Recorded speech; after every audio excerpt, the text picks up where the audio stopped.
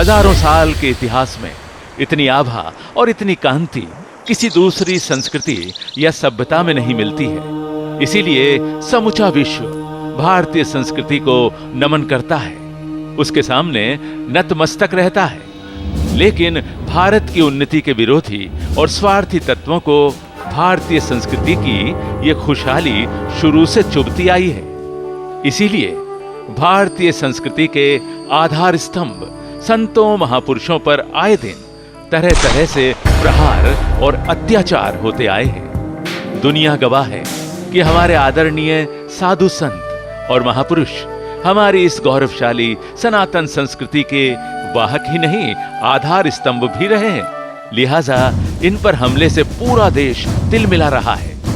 हिंदुओं का सबसे अहम त्योहार दिवाली होता है, लेकिन कुछ साल पहले दिवाली की ही रात में श्रद्धेय शंकराचार्य स्वामी श्री जयेंद्र सरस्वती को गिरफ्तार करके जेल में डाल दिया गया। उन पर तरह तरह के झूठे और आधारहीन आरोप लगाए गए। बापूजी ने शंकराचार्य के खिलाफ अमानवीय कार्रवाई की निंदा की और खुद धरने पर बैठ गए। दरअसल बापूजी ने उसी समय भविष्यवाणी कर दी थी कि इस देश में धर्म ही नहीं बल्कि साधु संतों के खिलाफ एक समानांतर ताकत काम कर रही है, जो निश्चित तौर पर देर सवेर मेरे खिलाफ भी इसी तरह की साजिशें रचेगी। हिंदू धर्म की जड़ें काटने वाले तत्व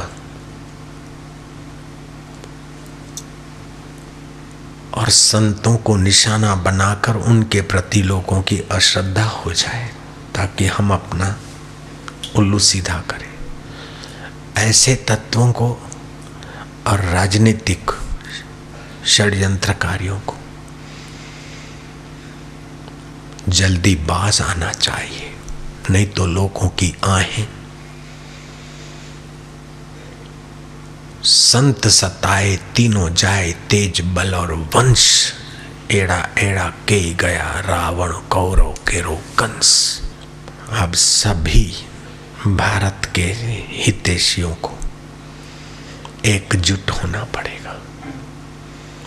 आपसी भले कोई मतभेद हो, लेकिन संस्कृति की रक्षा में हम सब एक हो जाए।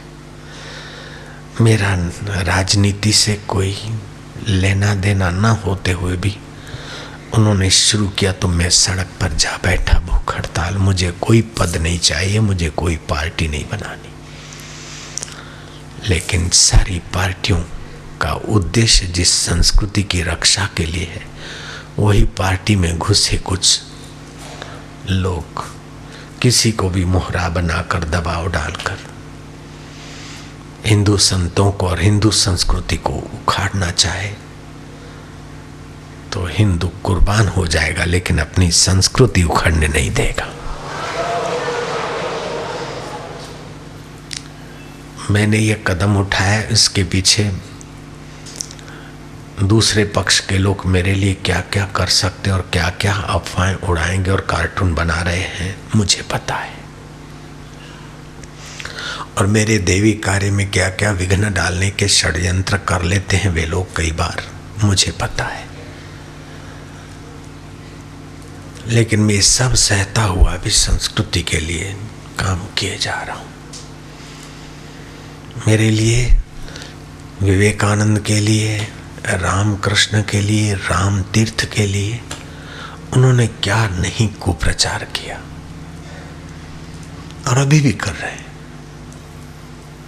लेकिन मैं इन बातों को सबको सहता हुआ भी अपनी संस्कृति पर कुर्बान हो जाऊंगा, शूली चढ़ जाऊंगा, लेकिन हिंदू धर्म की सेवा मैं नहीं छोड़ता। स्वामी विवेकानंद ने कहा, धरती पर से हिंदू धर्म गया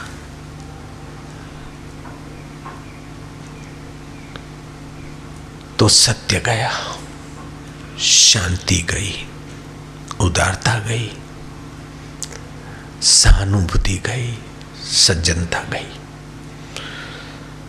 मैं कुर्बान हो जाऊंगा, लेकिन सहानुभूति और सज्जनता को मेरे सामने मैं कुर्बान नहीं होने दूंगा। सत्य को मैं कुर्बान नहीं होने दूंगा। मेरा शरीर सत्य नहीं है, लेकिन मेरा प्रभु सत्य है और पद पद पर तुम्हारी हमारी रक्षा करने वाला और प्रेरणा देने वाला मौजूद है।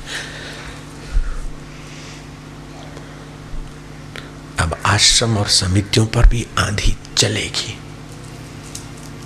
उसके लिए तुम्हें भी तैयार रहना पड़ेगा।